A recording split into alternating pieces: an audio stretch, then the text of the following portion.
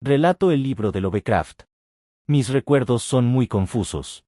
Dudo incluso cuál fue el principio, porque a veces tengo visiones sobrecogedoras de los años que se extienden detrás de mí, mientras que otras veces parece como si el momento presente fue un punto aislado en una infinitud informe y gris. Ni siquiera estoy seguro de cómo transmitir este mensaje. Aunque sé que estoy hablando. Tengo la vaga impresión de que hará falta una extraña y quizás terrible mediación que lleve lo que digo a los puntos en que deseo que me escuchen. Mi identidad, también, es desconcertantemente brumosa. Me parece que he sufrido un tremendo shock que quizás sea muy sosa consecuencia de los ciclos de mi experiencia única e increíble. Estos ciclos de experiencia derivan, por supuesto, de ese libro roído por la carcoma. Recuerdo cuando lo encontré en esa casa sombría cerca del río negro y oleaginoso, siempre cubierto de remolinos de brumas. Era una casa muy vieja y los estantes, altos hasta el techo y llenos de volúmenes carcomidos, se extendían interminablemente hacia las partes de atrás. Por los cuartos y habitaciones sin ventanas. Había además grandes e informes montones de libros en el suelo y toscos cajones. Fue en uno de esos montones donde lo encontré.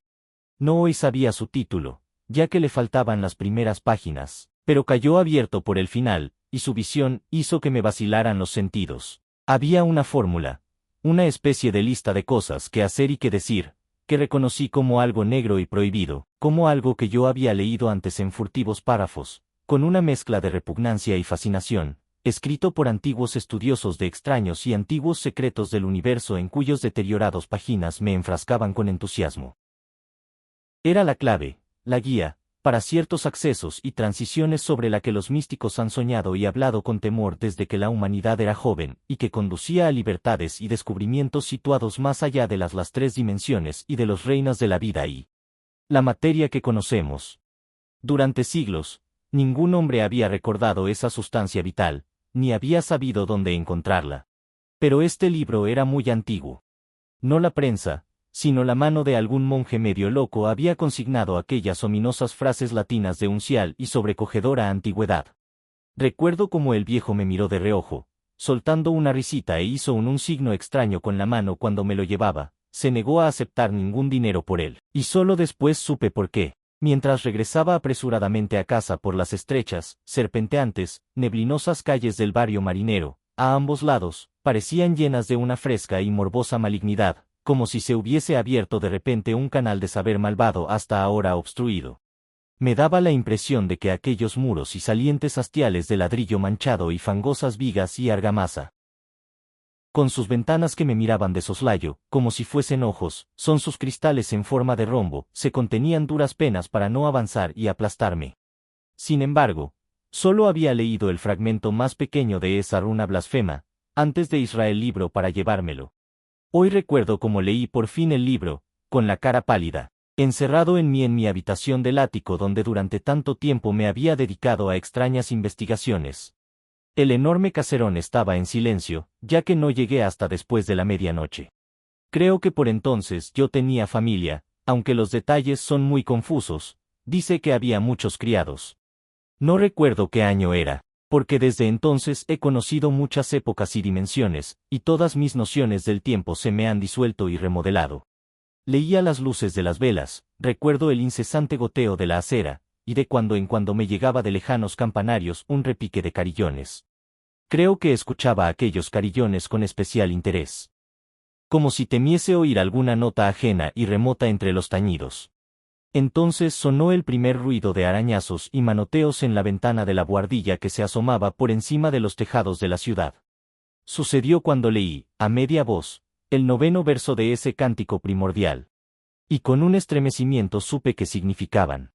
Porque aquel que cruza las puertas adquiere para siempre una sombra. Y ya no volví a estar solo jamás. Yo había pronunciado la invocación. Y el libro era efectivamente lo que yo había sospechado. Esa noche te expuse la entrada a un vórtice de tiempos y visiones distorsionados, y cuando la mañana se encontró en habitación del ático, vi en las paredes y los estantes y los muebles lo que jamás había visto antes. Ya no pude volver a encontrar el mundo como lo había conocido. Mezclado con el presente veía siempre algo del pasado y el futuro, y los objetos en otro tiempo familiares parecían extraños en la nueva perspectiva que captaba mi visión ampliada. Desde entonces se han dado envuelto en un sueño fantástico de formas desconocidas y semiconocidas.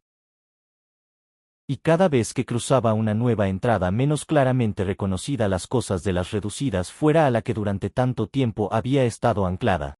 Lo que yo percibía a mi alrededor no lo veía nadie. Y me volví doblemente taciturno y distante como por temor a que me creyesen loco. Los perros tenían miedo de mí porque sentían la sombra exterior que jamás se apartaba de mi lado, pero me sumergí más aún en la lectura de los libros y pergaminos ocultos y olvidados, a los que me guiaba mi nueva visión. Y crecen nuevos hombres de espacio y de formas de vida en mi trayectoria hacia el corazón del cosmos desconocido. Recuerdo la noche en que hice 5 círculos concéntricos de fuego en el suelo, y me encerré en su interior, entonando esa monstruosa letanía que el mensajero de Tartaria había traído. Las paredes se disolvieron, y un viento negro me arrebató, arrastrándome a través de abismos grises e insondables con pináculos de montaña desconocidas a millas por debajo de mí.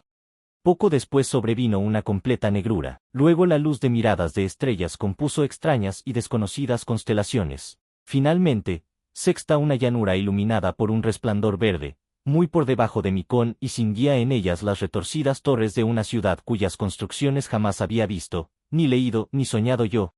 Y al acercarme flotando a aquella ciudad vivía en un espacio abierto un gran edificio de piedra y me invadió un miedo espantoso. Grité y me delaté. Y tras un desvanecimiento, desperté otra vez en mi habitación del ático, tendido en medio de los 5 círculos fosforescentes del suelo.